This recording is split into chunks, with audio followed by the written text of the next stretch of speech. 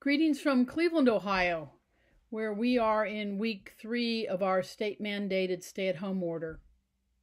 In spite of the daffodils appearing and the trees starting to bloom, the air feels bittersweet. It's been a long Lent, and it promises to be an even longer Good Friday. One friend told me that he feels a profound sense of grief for the reality in which we now find ourselves and the new world order that will come of it. While I am more hopeful about the future, as we try to flatten the curve and wait for the surge to hit Ohio in the beginning of May, when I awake with fear and trembling in the dark of night, I feel like I'm waiting with Jesus in the garden.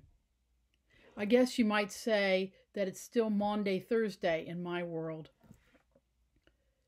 I've struggled mightily over the past few weeks about what words to offer to you, friends and strangers, fellow sojourners on the other side of the ocean.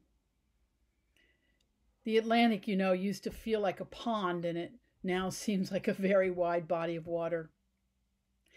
The world has become both large and small at the same time, and the phrase "think globally and act locally" has taken on new significance.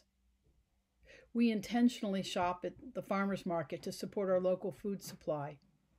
We order carry-out to support our local restaurants. We pre-purchase haircuts to support local service providers. And we've made financial contributions to support local emergency relief organizations. At the same time, we're trying to stay connected to family and friends who are scattered around the globe. And while watching and reading the news, we find ourselves praying for the welfare of the world. Yes, something huge is happening to all of us.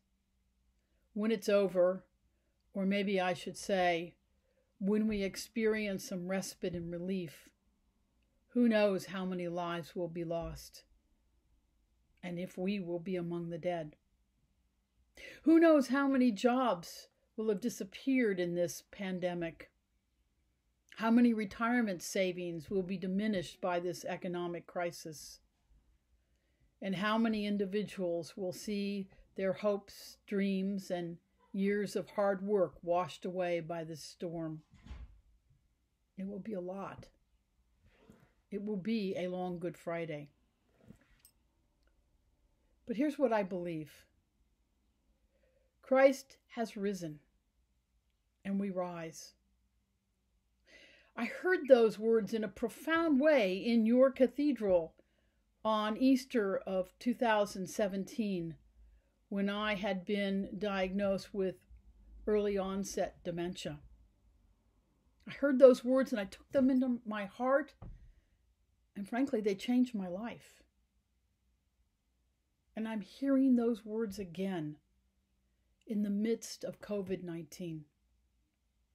While this is a global event like most of us have never experienced before, it's not the only global disaster in the history of humankind. And yet it's a crisis. It's a crisis about breath. That's what people with COVID-19 struggle and some die from. The inability to breathe.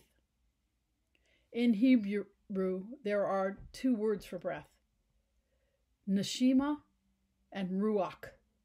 Ruach, which is often used to describe God's breath or spirit.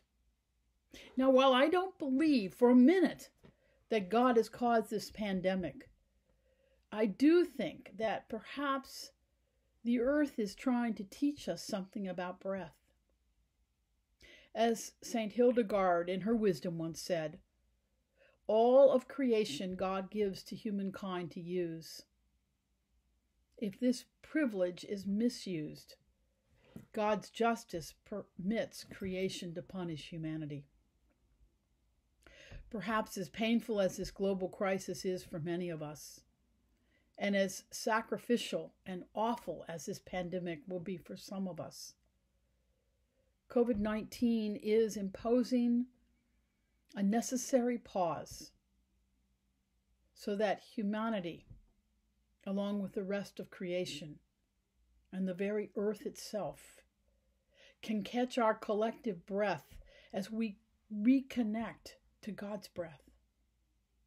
Whether intentional or not, COVID-19 is reducing fossil fuel emissions and thus decreasing atmospheric pollution. Will it last? Well, that's up to us as we emerge on the other side of this Calvary. The Gospels of Mark, Matthew, and Luke recall that at the crucifixion, Jesus gave a loud cry and breathed his last. Today, Christ is crying aloud as our brothers and sisters with COVID-19 take their last breaths. And what might the beloved child of God be saying to us? People of the earth, humankind, you need to slow down. You need to pause. Your old way of life is dying so that you may be born into a new life. The good of this Friday in April 2020 will be the new life that you and I and others around the globe decide to live. And so as we wait and watch and grieve on this Good Friday, be at peace and know that in God life is understood and ultimately makes sense. That your life is accepted with all of its hope and promise and all of its challenge. And that you have the courage to face whatever you have to face today, tomorrow, and then some. May God bless you and be with you and remain with you always.